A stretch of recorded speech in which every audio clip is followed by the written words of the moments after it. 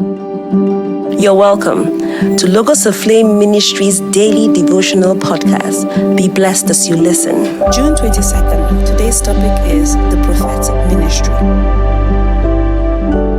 A prophetic ministry is where the operation of the office of a prophet is prominent.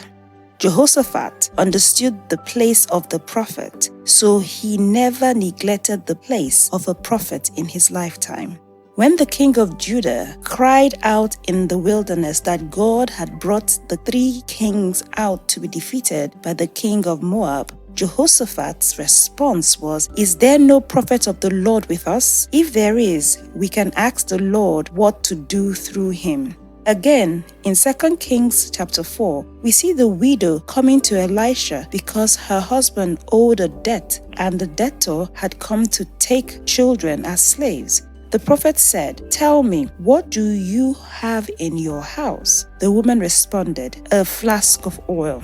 And Elisha said, "Borrow as many empty jars as you can from your neighbors. Then go into your house with your sons and shut the door behind you. Pour olive oil from your flask into the jars." The result was that all the jars were filled with oil. The woman sold the oil, paid her debt as instructed by the prophet, and she and her sons were sustained by the remaining proceeds. At Shunem, a wealthy woman welcomed Elisha into her house. And as time went by, she asked her husband for permission to build a room for the prophet on their roof. Her prophetic offering provoked the prophetic anointing, and Elisha, who got to know she had no child, declared, "Next year, at this time, you will be holding your son in your arms." Verse 16, and it was so. Also in Acts 14, 8-28, Paul, while preaching, realized that a man who was crippled had faith to be healed. So Paul called out to him with a loud voice, "Stand up." And the man jumped to his feet and started walking. Nevertheless, the prophetic ministry has its challenges. Most times, the enemy can use the same people that witnessed the miracles to cause strife, as we saw in Acts 14. That is why the psalmist cried to the Lord to rescue him from evil people. Proverbs 17:22 declares that a happy person is a healthy person.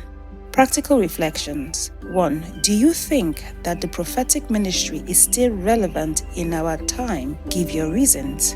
2. What can you do to stir up the prophetic ministry over your life?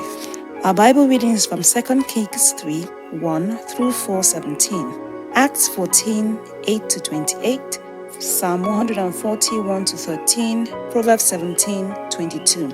Our memory verse is from Proverbs 17:22 using the New Living Translation. A cheerful heart is good medicine, but a broken spirit saps a person's strength. We would love to hear from you. Please send your messages and prayer requests to our email, office@logosaflameministries.org, or visit our Facebook page at Logos Aflame Ministries. God bless.